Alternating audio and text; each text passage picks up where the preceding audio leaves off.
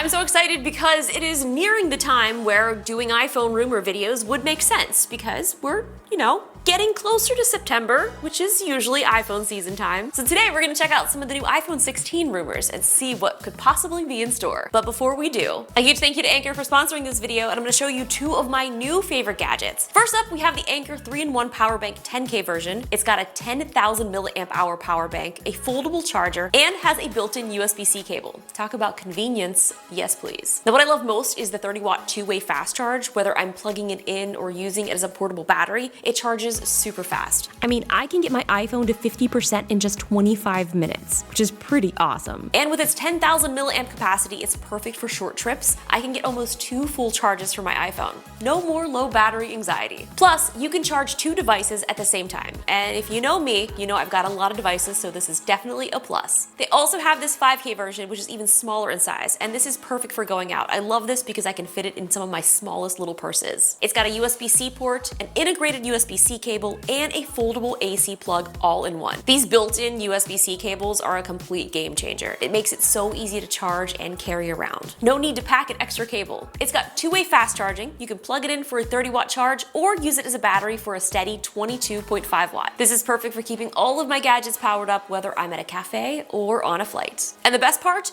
Dual recharging options. I can recharge it anytime and anywhere with the AC plug or the built-in USB-C cable. The recharging speed is also super fast at 30 watts, so you don't need to wait very long for it to get charged back up. With the Anker 3-in-1 power banks, you never have to worry about running out of power again. So whether you need something compact and powerful or a super versatile all-in-one charger, Anker's got you covered. Check out the links in the description to get one for yourself. I know you're just as shocked as I am that we're back again with some more rumors, but let's dive into the iPhone 16 Pro first. They're expected to feature bigger displays, shocker, upgraded camera technology, whoa, could you, what? A new capture button, I'm interested in that. A 48 megapixel ultra wide lens, oh I like that. 5x optical zoom for both models, a faster A-series chip, and Wi-Fi 7. Pro, we are ready for you. So it's saying that Apple is redesigning the A-series chip for the 16 Pro models, and it looks like the action button that was limited just to the 15 Pro may be coming to all models, which would make sense. I feel like there's always that trickle-down effect. The next year, the non-Pro versions end up getting a lot of the Pro features. But there's this rumored extra capture button for taking photos and videos. I really love this because I feel like Apple is really pushing that creative angle on all of their devices. You can use them to create. So making your phone even more of a content creation device just seems like a natural fit. So here we're gonna take a look at some of the dummy models. And these dummy models are also pretty interesting, but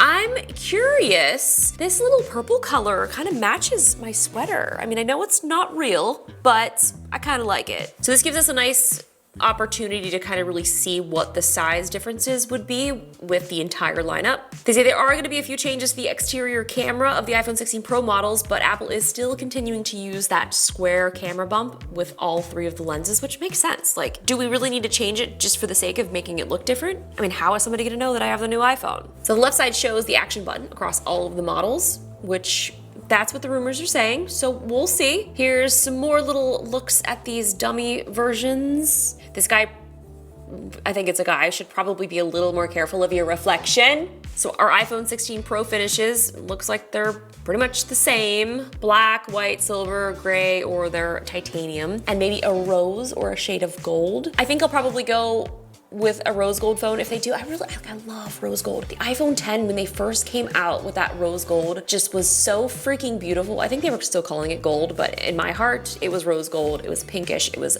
perfection. They may use an improved process for finishing and coloring the titanium, which will give it a more glossy look than the brushed aluminum finish. I like this finish. So I don't know, we'll see. They're expected to adopt a new micro lens OLED display technology for improving brightness and reducing power consumption, which can bring an improved battery life. Well, yes, please. We love that. The iPhone 16 Pro's display could be up to 20% brighter. That's pretty bright. So here's a few of the renders. An added capture button on the right side of the device can be seen here, which is flush to the side, but it's not clear if this is a design that Apple will stick with. Yeah, of course it's not clear. These are all rumors. We don't know anything. I mean, someone knows something. I think that there's probably a very few people at Apple that actually know what the full complete phone is looking like. So we already talked about this, but it is going to be getting an improved 48 megapixel ultra wide camera, which is super exciting. Hopefully this upgrade will allow the sensor to capture more light, especially if you're in low light situations. I know I love taking 0.5 photos, so any upgrade to the ultra wide, we love that. Let's hope for it. This is also kind of exciting. If you guys remember the new zoom feature that was only in the Pro Max models, they are expected to be rolling that out to both. So that is the Tetra Prism zoom lenses, which gives you a 5x optical zoom and at least 25x digital zoom. This is kind of interesting too. An anti-reflective optical coating will be now on the iPhone 16 cameras, and this will improve photos by cutting down on lens flares and ghosting. I think if anyone has ever seen, there's a lot of reflection sometimes depending upon what you're taking photos of. So I think every single time that they've been upgraded, they've added some sort of different type of coating. So I'm really excited to see if this will do any sort of improvements. Super periscope. The iPhone 16 Pro Max could feature a super telephoto periscope camera. I feel like it's so much easier when both of the phones have the same features, because you just basically are deciding, do I want a little bit better battery life and a bigger screen, or do I want a smaller device that fits better in my pocket and I lose a feature? So saying that this could be a super or ultra telephoto. So the current one is equivalent to 77mm lens. This could be going all the way to 300mm, which would be pretty awesome. It's looking like we'll have up to 1 terabyte of storage. I'm surprised they haven't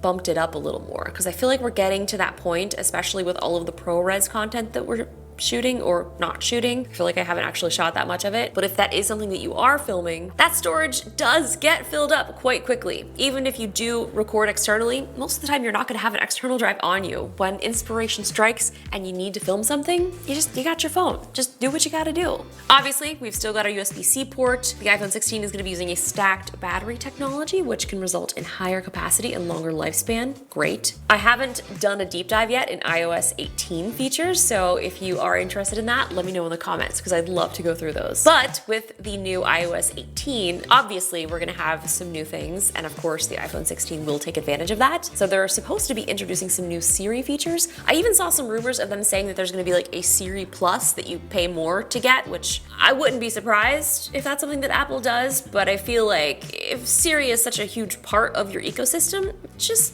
make her work. Like, I know we all have the same struggles with Siri. Like, I'm not the only one. You're not alone. We're all here. We're all in this together. Just Siri, let's get it together. I think iOS 18 is your time to shine. Some details here by a leaker is saying that it'll be bringing many of the LLM features to all iPhones, but on-device AI features could remain exclusive to the iPhone 16. Some of this functionality could include improved interactions between Siri, please, yes, we love it. The Message app, auto-generated Apple Music playlists, which I'm kind of a Spotify girl, I'm not gonna lie. This could be really interesting to see if Apple Music really does step it up. The iPhone 16 Ultra, I kind of remember talking about this last year when we were thinking, is there gonna be an iPhone 15 Ultra? I mean, we've obviously got our Apple Watch Ultra. Could this be the year? I don't know. It's saying that there are some mixed rumors that this could be in the iPhone 16 lineup. They're thinking that this could be a possible 5th and even higher end phone as a replacement for the iPhone 16 Pro Max. Dude, I don't know. I don't know.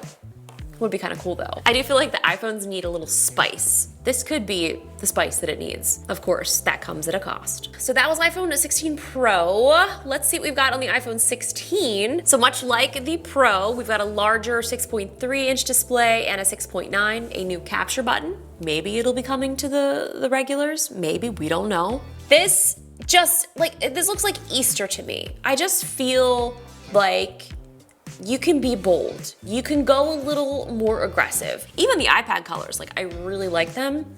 I think they could be more colorful. So the design here looks a little different. So I love the vertical camera design. Like, this has been one of my favorite looks ever since they first launched with the 2 cameras. This has more of like a pill-shaped design. So this is gonna hold the wide and ultra-wide lenses. And now that they're switching to this vertical little switch, could be because they want to have spatial video recording on all devices, which would make sense. Because basically, when you're filming stereoscopically. So it's filming from both of those camera angles. It's really cool if you've never tried it in Vision Pro, like watching your own spatial videos that you've shot on your phone by yourself and then putting it into the headset. It's like you're reliving moments. It really is cool. I'd love to hear from you guys. What are you most looking forward to? Is there something that the iPhone has been missing that you're like, wow, I really hope that the iPhone 16 has this? I'd love to hear it in the comments below. If there's anything else you'd like to see me make videos on, or if there's any other rumors that you'd like me to cover, let me know, and I hope to see you guys in my next video.